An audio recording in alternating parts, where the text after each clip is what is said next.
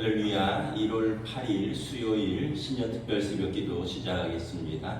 사도신경으로 우리 신앙을 고백합니다. 나는 전능하신 아버지 하나님 천지의 창조주를 믿습니다.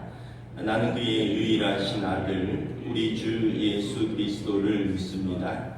그는 성령으로 잉태되어 동정녀 마리아에게서 나시고 본디오 빌라도에게 고난을 받아 십자가에 못 박혀 죽으시고 장사된 지 사흘 만에 죽은 자 가운데서 다시 살아나셨으며 하늘에 오르시어 전능하신 아버지 하나님 우편에 앉아 계시다가 거기로부터 살아있는 자와 죽은 자를 심판하러 오십니다. 나는 성령을 믿으며 거룩한 공교회와 성도의 교제와 죄를 용서받는 것과 몸의 부활과 영생을 믿습니다. 아멘. 찬송가 413장 찬양하시겠습니다. 찬송가 413장입니다.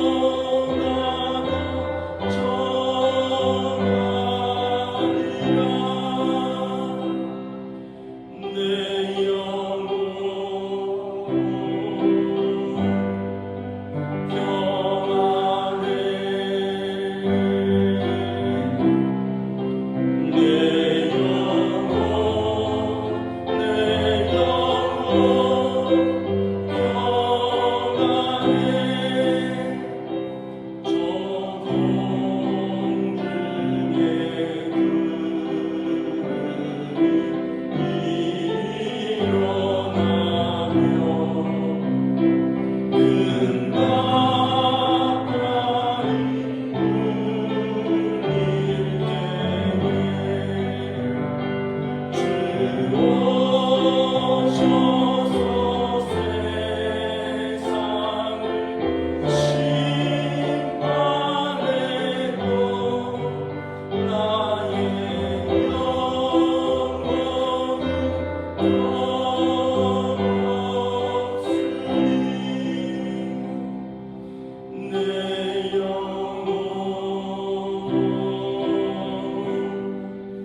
평안해 내 영혼 평안해. 주영 찬한수 집사님 기도 인도해 주시겠습니다.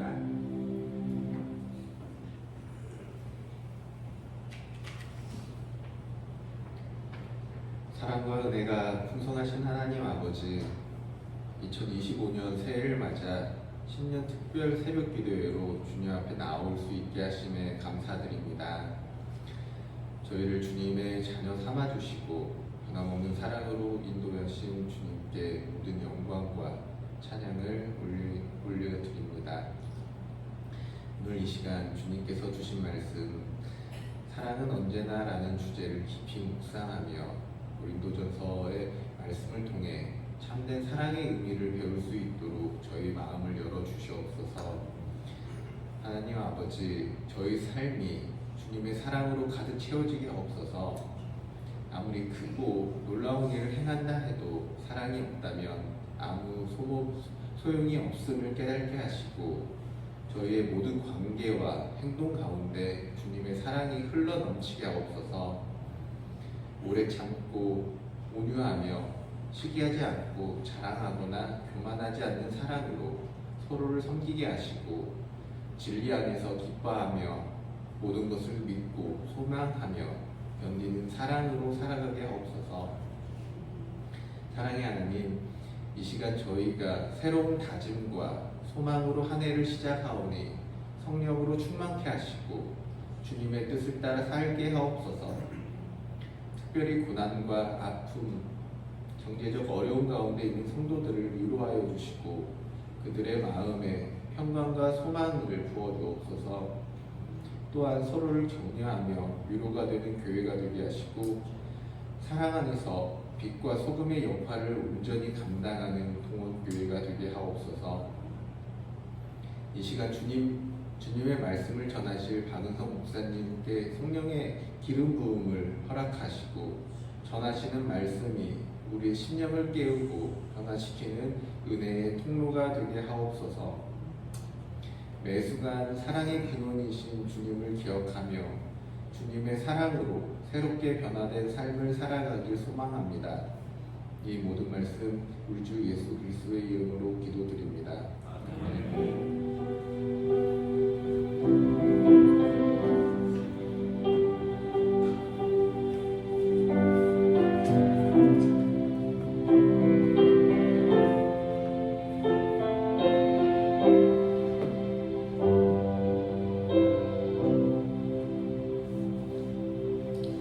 오늘 우리에게 주신 하나님 말씀은 고린도전서 13장 4절 말씀입니다. 고린도전서 13장 4절 한 절 말씀 보도록 하겠습니다. 다 찾으신 줄 알고 한 목소리로 봉독합니다. 사랑은 오래 참고 사랑은 온유하며 시기하지 아니하며 사랑은 자랑하지 아니하며 교만하지 아니하며. 올 한 해 또 신년 특별 새벽 기도의 주제는 사랑은 언제나 라는 고린도전서 13장 말씀으로 보고 있습니다. 그래서 첫째 날 우리 사랑이 없으면 아무것도 아닙니다. 둘째는 사랑날, 사랑은 언제나 오래 참고, 오늘은 사랑은 언제나 온유하며 라는 주제로 말씀을 전하겠습니다. 사랑은 언제나 오래 참는다라는 말은 어제 사람에 대해서 사랑하기 때문에 오래 참고 환경에 대해서 또 그 사명을 감당하기 위해서 견디는 것이라고 말씀을 드렸습니다. 그런데 오래 참는다라는 측면은 어떤 면에서 보면 사랑의 좀 소극적인 측면이죠. 참는 거니까, 견디는 거니까. 근데 이제 온유하면은 사랑의 좀 더 적극적인 부분을, 성품을 말하는 것입니다. 온유함의 그리스 원어는 프라우스인데 이 말은 어떤 의미냐면 마음이 부드러워서 다투지 아니하고 겸손한 성품, 이런 의미가 있습니다. 그러니까 온유한 것은 대단히 이렇게 삶을 살아가는데 좋은 성품인 거죠. 우리 한국 사람들이 그렇게 온유하지가 않아요. 뭐 사람이 나빠서라기보다는 우리 민족 자체가 고난이 많아서 그렇습니다. 뭐 일제 시대도 있었고 전쟁도 있었고 20세기에 그 여러 가지 그런 군사 독재 정부의 시대에 또 암울한 시대도 있었고 격동의 20세기, 21세기를 살다 보니까 몸으로 학습한 것이 있습니다. 밀리면 죽는다. 뭐 줄 서서 얌전히 있으면 내 차례 안 돌아온다. 우리 어렸을 때 학교 갈 때 버스 미어 터지면 줄 서 있다가 그냥 그거 타야지 지각 안 하니까 막 문에 매달려 가고 줄이 와르르 무너지고 그런 게 우리 일상에 내재되어 있습니다. 달라고 소리치지 않으면 못 얻어먹는다 뭐 이런 것들. 그러다 보니까 이 시대적 상황 속에서 생존하기 위해서 경쟁하고 학습되고 내면화된 하나의 습관이 되었습니다. 그러다 보니까 삶에서 온유함을 좀 잃어버렸어요. 우리가 이제 오해하면 안 되는 게 온순함과 온유함은 좀 다른 것입니다. 온순함은 말 그대로 좀 순한 거예요. 순한 거. 뭐 제 얘기를 해서 죄송하지만 저는 그냥 잘할 때 좀 착하다, 순하다 이런 이제 평가를 들으면서 자랐습니다. 부모님이 그렇게 이야기를 하시더라고요. 근데 이제 그 얘기는 뭐냐면 그냥 온순한 거예요. 근데 사실은 그 내면에는 불만이 많았습니다. 그 내면엔 자기 고집이 있었습니다. 그 내면에는 그 분노가 있었어요.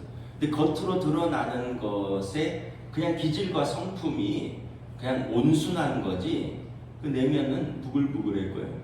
저희 집 사람이 잘 알죠. 결혼해서 어떤 뭐 좀 이렇게 좀 다투고 그러면 저는 그냥 말을 딱 닫아버리고 그리고 다투는 걸 싫어하니까 그냥 이렇게 집을 나가서 그냥 하루 종일 안 들어오기도 하고 왜냐하면 제 성품이 맞서서 다투는 것보다는 그냥 제 스스로 침묵하는 게 더 편한 것이더라고요. 그러니까 사실은 이게 온순하지만 편안한 사람은 아닌 거죠.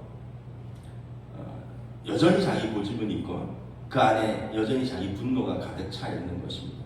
그래서 이 사람이 온순할지 모르지만 온유한 것은 아니에요. 주변에도 아마 타고난 기질과 성품이 온순한 사람들이 있어요. 그럼 온유함은 뭐냐 하면 이 철저히 훈련된 성품입니다. 부드럽고 또 겸손하지만 원래부터 그런 게 아니라 철저하게 훈련되어서 그걸 다스릴 줄 아는 성품인 것입니다. 그래서 온유함의 원뜻에는 야생마가 길들여졌다라는 의미가 있습니다. 그 알렉산더 대왕의 말을 길들인 유명한 일화가 있죠. 아버지 필립 왕이 그 유명한 그 명말을 얻어왔습니다. 근데 이게 길들여지지 않았어요. 아무도 그 말을 다스릴 수 없고 탈 수 없는 거예요. 근데 어린 알렉산더가 그 고삐를 딱 잡더니 그 말을 햇빛을 딱 보게 하는 거예요. 그랬더니 말이 햇빛에 눈이 부셔서 정면으로 눈이 부셔서 앞을 볼 수 없으니 알렉산더가 이끄는 대로 따라가는 것입니다. 그리고 알렉산더가 올라타니 알렉산더가 그 말의 주인이 되는 것입니다. 그날부터 주인이 되는 것이죠. 야생마가 길들여지는 거죠. 경마 같은 거 이렇게 보면 눈을 가리는 걸 볼 수가 있어요. 그러니까 말의 눈을 가려서 말을 길들이는 겁니다. 온유함에 이러한 의미가 있습니다. 우리가 전에는 야생마처럼 내 마음 가는 대로 살았습니다. 예수 믿기 전에는 뭐 말할 것도 없고요. 예수 믿은 후에도 우리가 그리스도 안에 내 정과 욕심을 십자가에 못 박기 전에는 여전히 우리가 내 본성대로 자기 마음 가는 대로 살았습니다. 온유함이 없었어요. 그런데 어느 순간 예수님이 점점 우리의 내면의 자리에서 주인으로 모시게 됩니다. 예수님을 인격적으로 영접하게 됩니다. 예수님 십자가에 내 자아와 옛사람의 성품을 못 받게 됩니다. 그리고 점점 그리스도와 연합하여 사는 것이 무엇인가를 깨닫게 됩니다. 그래서 온유한 사람은 십자가를 통과한 사람입니다. 어떤 면에서 보면 타고난 기질과 성품은 여전히 남아있는데 타고나는 게 잘 없어지진 않아요. 그렇지만 예수님을 나의 주님으로 인정하고 힘써서 주님의 더 좋은 제자가 되기 위해서 분투하면서 그걸 다스리는 거죠. 그래서 온유한 사람은 성령 충만한 사람인 것입니다. 그래서 온순한 사람과 온유한 사람은 구분돼야 되는 거죠. 단순히 온순한 사람이 온유한 사람이 아니라 하나님을 신뢰하는 믿음으로 어떠한 상황에서도 내면의 평안함과 안정감을 유지하면서, 그렇기 때문에 타인에 대해서 부드럽고 따뜻한 마음과 사랑으로 대할 수 있는 사람이 온유한 사람입니다. 성경에서 온유함을 보여준 믿음의 사람들이 여러 명이 있죠. 이삭도 있고 다윗도 있고. 그런데 성경에서 아예 대놓고 온유하다고 인정한 사람이 있는데 누구냐면 모세입니다. 모세는 이집트에서 종로로 타던 이스라엘 백성을 그 파라오, 이집트의 신이자 왕인 바로와 맞서서 이끌어낸 엄청나게 용맹한 사람이잖아요. 그런데 성경은 그를 가리켜서 이 세상에서 가장 온유한 사람이다라고 평가를 합니다. 원래 모세는 히브리인의 아이로 태어났지만 그 바로의 그 남자 산하 제한 정책에 따라서 죽을 운명에 처했고, 그 부모가 나일강에 띄웠고, 바로의 공주에게 발견되어서 양자로 입양된 아이입니다. 아마 모세는 이제 자라면서 출생의 비밀을 알았을 것입니다. 나는 히브리인의 아이인데 엄마가 공주인데 입양되었구나. 결코 이집트의 왕위를 계승할 수 없는 그런 사람이라는 출생의 비밀을 알게 되었고, 어쩌면 그것 때문에 분노와 열등의식이 생겼을 수도 있습니다. 성경을 보면 하나님의 부르심을 받기 전에 모세는 굉장히 혈기가 많았고요. 자기 의로 충만한 사람이었습니다. 히브리 노예들을 핍박하던 이집트 노예 감독을 분노하여 때려 죽일 정도였습니다. 근데 민수기 12장 3절에 이 사람 모세는 온유함이 지면의 모든 사람보다 더하더라. 성경에서 하나님께서 온유하다라고 인정한 사람이 되었습니다. 용맹하였고요, 혈기도 있었고 분노도 있었는데 어느 순간 하나님께서 인정한 온유한 사람이 되었습니다. 어떻게 모세가 하나님께서 친히 인정한 온유한 사람이 될 수 있었는가? 첫째는 모세의 온유함은 사람들을 따라가는 것이 아니라 하나님을 따라가는 데서 오는 확신이었습니다. 민수기 12장에 보면 한 사건이 발생합니다. 모세가 구스 여자를 취하였더니 그 구스 여자를 취하였으므로 미리암과 아론이 모세를 비방하니라. 그러면서 그들이 말합니다. 여호와께서 모세와만 말씀하셨느냐? 우리와도 말씀하지 아니하셨느냐? 이 말을 여호와께서 들으셨더라. 이 모세가 어떤 상황인지는 성경에 구체적으로 나와 있지 않은데 모르겠습니다. 광야에서 아내가 죽었을 수도 있고요. 아니면 중혼을 했을 수도 있고, 그 당시에는 중혼도 하니까. 구스 여자인데, 구스 여자는 이제 검다라는 뜻입니다. 이디오피아 여자인데, 이 문제는 이방인인 거예요. 아니, 이스라엘의 지도자가 이방인 여자랑 결혼을 하느냐. 그래서 모세의 형 아론과 모세의 누나 미리암이 아주 격렬하게 비난합니다. 하나님의 선민인 우리가 이렇게 이방 여자와 결혼하는 개념 없는 지도자를 어떻게 따라가겠느냐? 하나님이 모세와만 말씀하셨느냐? 하나님이 우리와는 말씀하시지 않았느냐? 모세는 물러가라 라는 겁니다. 아마 이때가 모세의 인생에서 가장 힘든 순간 중에 하나가 아닐까 생각을 합니다.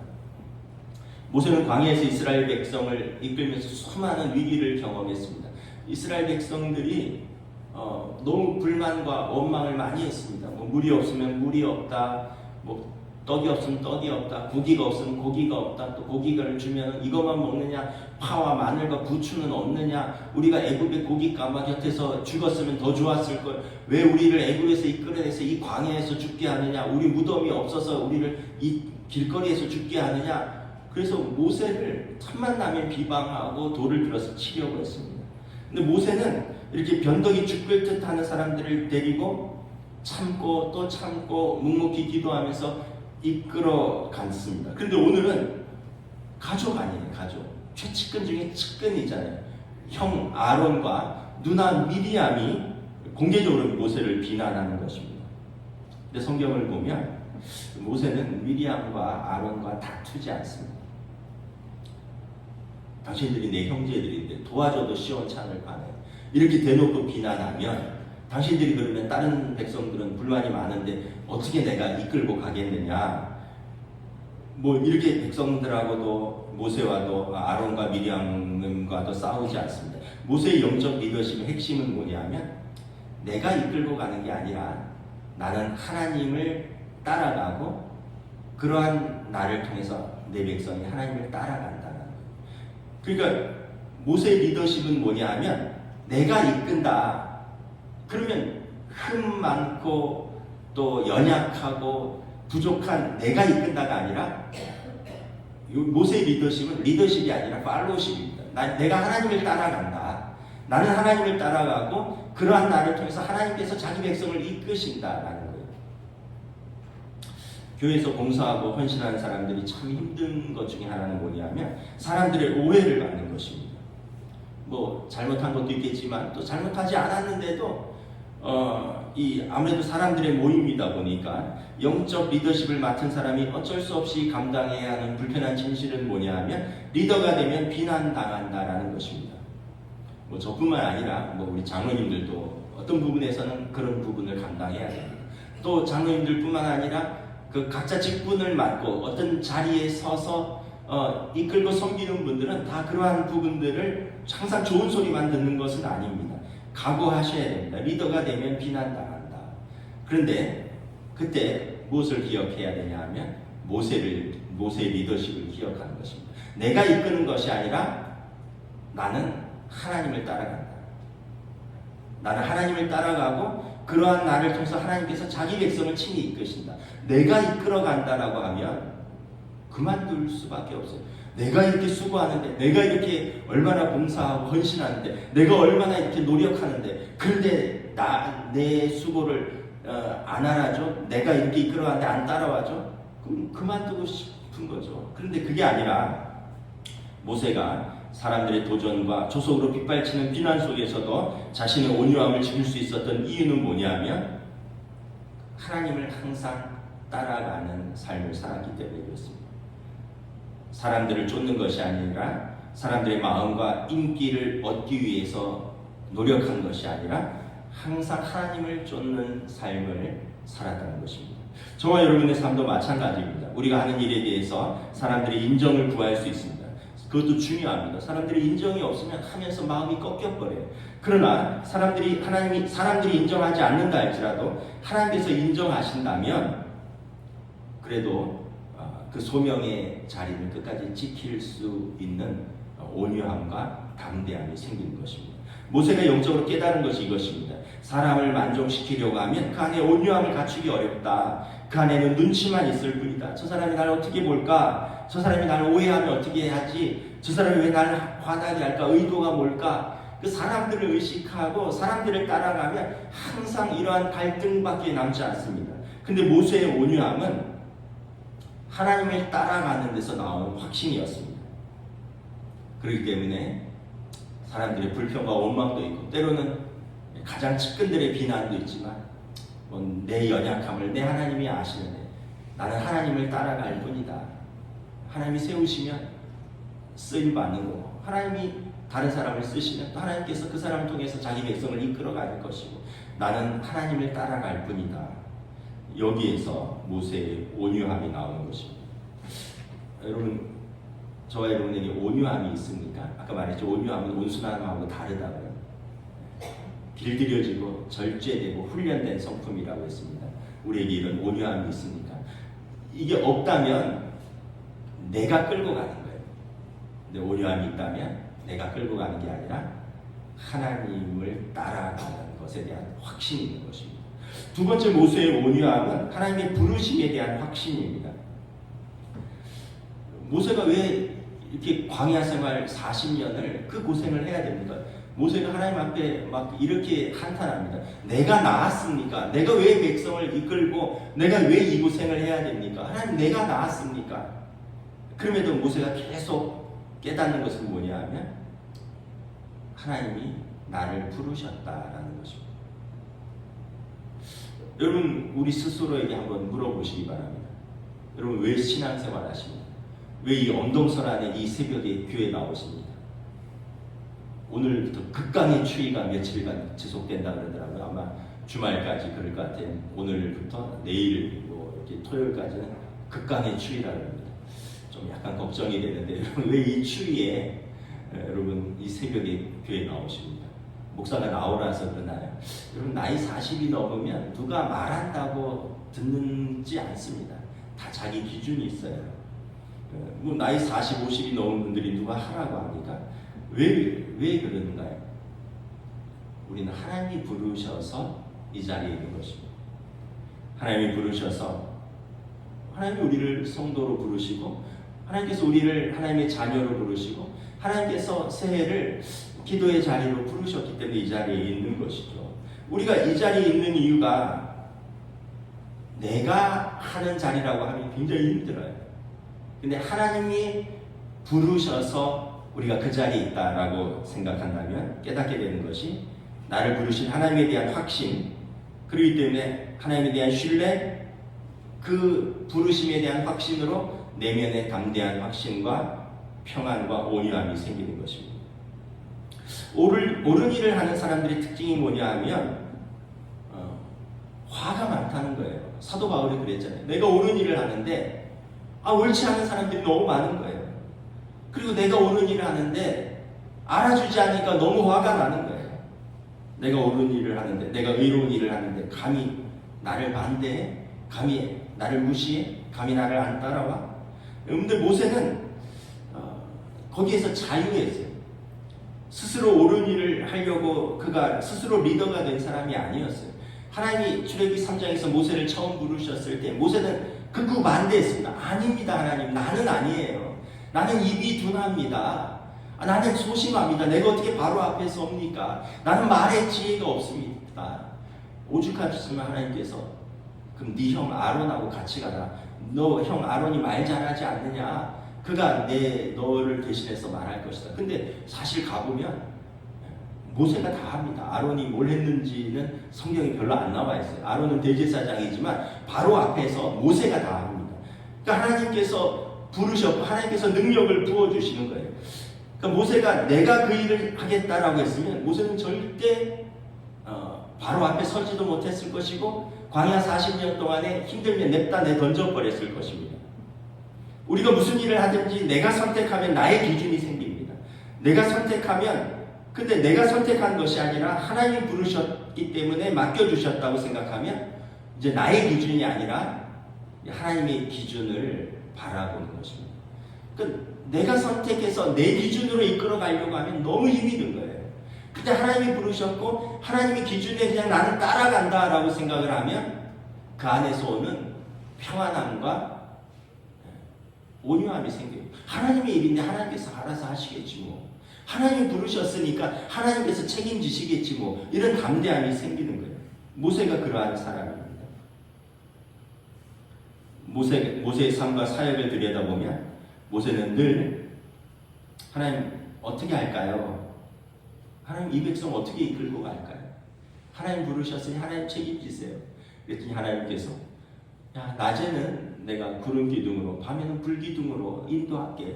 구름 기둥이 서면 너희도 서라. 구름 기둥이 출발하면 일어나서 출발하는 거야. 불 기둥이 멈추면 그 밤에 너희 쉬라는 얘기야. 불 기둥이 움직이면 그 밤이라도 너희 일어서는 거야. 그 모세는 내 기준으로 하는 게 아니라 하나님의 부르심에 순종을 하니까 그는 사람들의 평가와 시선과 그리고 여러 가지 갈등으로부터 자유할 수 있었던 것이고, 모세의 온유함은 이러한 하나님의 부르심에 근거한 확신입니다. 저와 여러분이 온유함이 있습니까? 없습니까? 부분적으로 있고요, 부분적으로 없어요. 그러나 여러분 우리는 계속 분투하고 있죠. 여러분 왜 이 자리에 있는지를 한번 생각해 보시기 바랍니다. 내가 왜 이 자리에 있나? 내가 왜 여기에 있나? 뭐 꼭 예배 자리뿐만 아니라 여러분들 가정에서 내가 왜 내 이 가정에 있는가? 내가 왜 그 일터에 있는가? 내가 왜 이 직분을 맡아서 우리 교회에 있는가? 내가 하려고 하면 너무 힘이 들어요. 가정도 그렇고 일도 그렇고 교회 직분도 내가 해서 내가 성과를 내고 내가 한다라고 하면 너무 힘듭니다. 그러나 하나님께서 나를 불러주셨다라고 확신을 하면 그러면 하나님께서 주시는 평안함과 담대함과 온유함이 채워지는 것을 깨달을 수 있습니다. 세 번째 모세의 온유함은 그래서 자신의 삶을 하나님이 보장하신다는 확신입니다. 내가 하나님을 따라가고 하나님이 나를 부르셨다면 그럼 하나님께서 내 삶을 보장하신다는 그런 확신입니다. 예수님께서 온유한 자는 땅을 기업으로 얻는다라고 말씀을 하셨어요. 팔복에서 심령이 가난한 자는 복이 있나니 천국을 얻을 것이요 애통하는 자는 복이 있나니 하나님의 위로를 받을 것이요 온유한 자는 복이 있나니 땅을 기업으로 받을 것이다. 아니 그러면 이 땅에서 성도들 중에 땅 한 평 없고 집 한 칸 없는 사람들이 많은데 아니 우리가 주님을 닮아가는 온유한 사람인데 이 말씀은 뭐냐라는 거예요. 제가 해석한 말씀은 하나님께서 이 땅에서의 삶을 보장하신다는 거예요. 책임지신다는 거예요. 온유한 사람은 주님의 제자가 되어서 주님의 십자가에 내 정과 욕심을 못 받고 성령 충만하여 주님의 제자가 된 이 온유한 삶을 하나님께서 친히 이 땅에서의 삶을 책임지시고 보장하신다는 믿음입니다. 모세가 광야를 40년을 지나가면서 깨닫는 것이 뭐냐면 아마 모세뿐만 아니라 모든 백성들이 그랬을 텐데 그래도 모세가 지도자니까 계속 깨닫는 것은 하나님이 인도하시는구나. 하나님이 보장하시는구나. 하나님이 책임지시는구나. 물이 없으면 물을 내시고 광야에 물을 내시고 길이 없는데 광야에 길을 내시고 백성들의 옷과 신발이 떨어지거나 헤어지지 아니하고 뒤에서 아말렉의 공격으로부터 지켜주셨고 40년의 그 광야의 세월이 있었지만 약속의 땅까지 이끌어주시는 하나님께서 부르셨고 우리가 하나님을 따른다면 하나님께서 책임지신다는 이 확신이 그의 온유함의 근거가 되는 것입니다.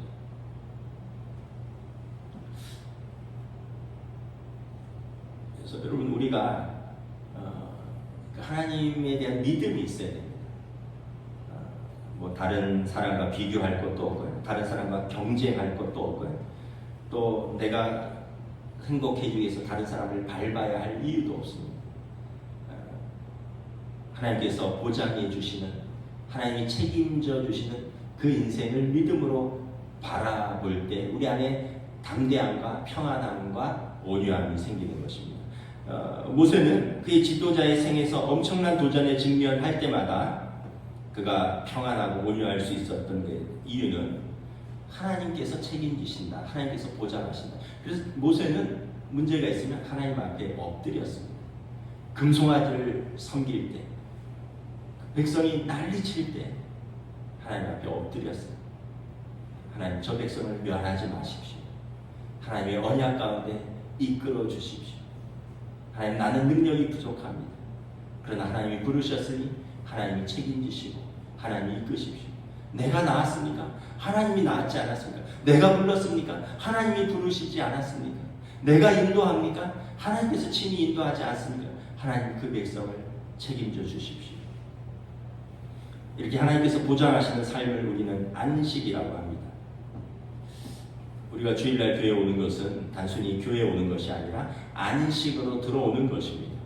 일주일 동안 학생들은 치열하게 공부하고 또 직장인들은 치열하게 일하고 또 우리 모두가 아주 치열하고 다투고 싸우면서 생존하면서 살아갑니다. 그러나 주일날 하나님 앞에 나오면 하나님께서 내 삶을 책임지시고 인도하실 것을 믿는 안식으로 들어오는 것입니다. 참 돌아보면 나중에 보면 별거 아니었지만 그때는 참 치열했던 것 같아요. 다 그러셨겠지만 학생 때는 4당 오락이라고 해가지고 4시간 자면 붙고 5시간 자면 떨어진다고 해서 정말 잠을 줄여가면서 공부하고 코피 터져가면서 공부하고 회사에 다닐 때도 아침 8시까지 출근하는데 맨날 밤 9시, 10시에 집에 들어와서 진짜 아침도 거르고 일하는 게 그러면서 직장 생활을 몇 년 하기도 하고 이제 여러분 다 그러셨겠지만 우리 인생이 정말 하나님이 안식이 없으면 어떻게 살 수 있을까? 맨날 내 힘으로 살고 맨날 치열하게 살고 맨날 싸우면서 살고 맨날 경쟁해서 살면 안식이 없다면 하나님의 주시는 안식으로 들어가지 못한다면 우리 삶이 피곤해서 어떻게 살까? 힘들어서 어떻게 살까? 깨닫는 것은 하나님 내 삶의 진정한 의미와 행복과 성공은 오직 하나님 안에 있는 이 안식 가운데 있습니다를 고백하는 것입니다. 모세는 이 안식을 알았습니다. 그래서 그 광야길이 사실 앞이 안 보이잖아요. 앞이 안 보였지만 두려워하지 않았습니다. 끊임없이 사람들의 불평과 원망과 도전이 있었지만 모세는 떨지 않았습니다. 하나님께서 책임지시는 그 삶을 모세는 믿었기 때문에 그렇습니다. 저와 여러분도 이러한 삶을 살기를 원합니다. 하나님께서 2025년 우리의 삶을 이끌어 주시고 보장해 주신다는 것을 믿으면 여러분 다툴 이유도 없고요. 싸울 이유도 없습니다. 물론 광야가 만만하지는 않아요. 아까 앞이 안 보인다고 했습니다. 그리고 계속되는 문제들이 계속 일어납니다. 그러나 실수하지 않으시는 하나님, 그리고 우리를 책임지시고 우리 삶을, 자녀의 삶을 보장하시는 하나님 아버지를 믿고 여러분 우리는 그 안식 가운데서 오늘도 담대하게 그리고 온유함으로 나아가는 것입니다. 우리 새벽기도 주제가 사랑은 언제나입니다. 오늘은 온유하며 주님 주시는 사랑으로 충만하여 온유한 2025년 되시기를 주님의 이름으로 축복합니다. 여전히 걱정도 있고 다툼도 있지만 그럼에도 불구하고 주님을 믿고 모세를 기억하십시오. 하나님이 부르신 것에 대한 확신, 하나님을 따라가는 것에 대한 확신, 하나님이 부르시고 하나님을 따라가니 하나님께서 책임지시고 보장해 주신다는 확신, 이것을 붙드시고 2025년 이 약속의 말씀을 붙들고 내게 주신 사람들을 사랑하고 또 온유함으로 내게 주신 사명들을 두려움과 담대함이 아니라 평안함과 온유함으로 채워가는 올 한 해가 되시기를 우리 주님의 이름으로 간절히 축복합니다. 기도하겠습니다. 이제 함께 기도하겠습니다. 사랑은 언제나 온유하며